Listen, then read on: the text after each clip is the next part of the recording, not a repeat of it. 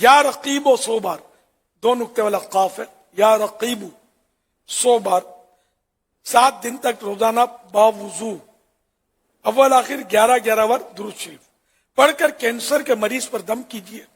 اگر زخم ہو تو اس پر بھی دم کیجیے۔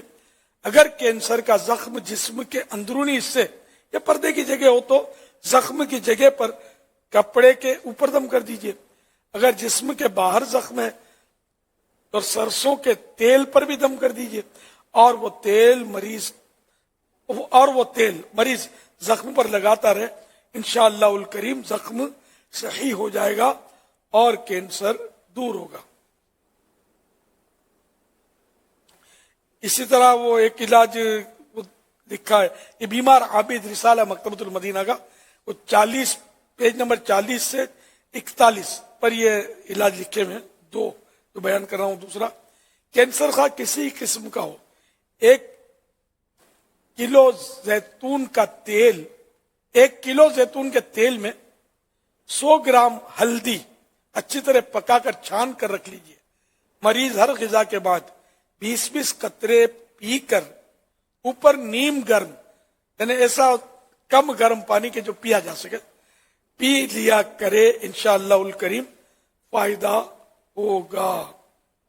اور بھی اس پہ علاج ہے، تو یہ جو پینے کا اور یہ تیل اور یہ ہلدی اور اس طرح کے علاج کرنے میں یہ طبیب کے مشورے سے کرنا چاہیے۔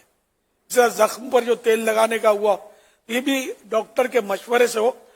اب کیونکہ وہ اب لکھا ہوا ہے جیسے کہ وہ سرسوں کا تیل، اب یہ تیل سرسوں کا ہے یا نہیں، اس کا کیا گارنٹی؟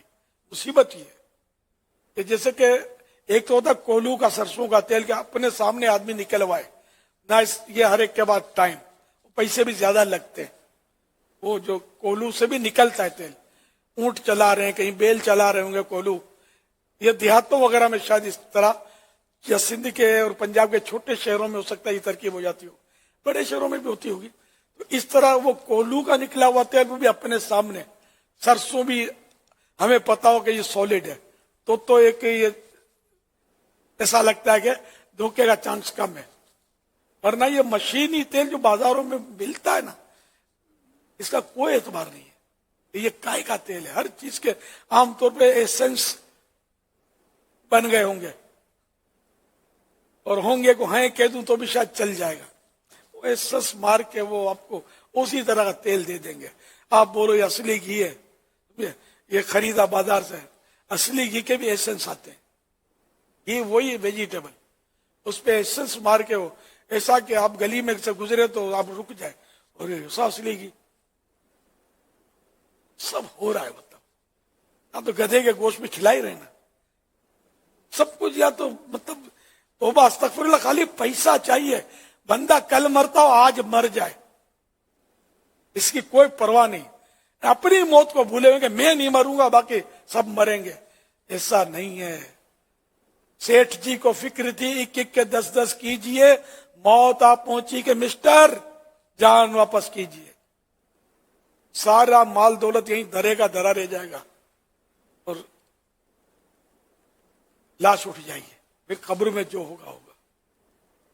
اللہ پاک سے رحمت کی درخواست ہے کہ ہم پر رحمت کرے، ہم مسلمانوں کو لوٹے نہیں بلکہ ہم مسلمانوں کی خدمت کریں، ان کی خیر خواہی کریں، غریبوں سیدوں کا خاص خیال رکھیں، مگر مالداروں کو بھی لوٹنے کی اجازت نہیں ہے۔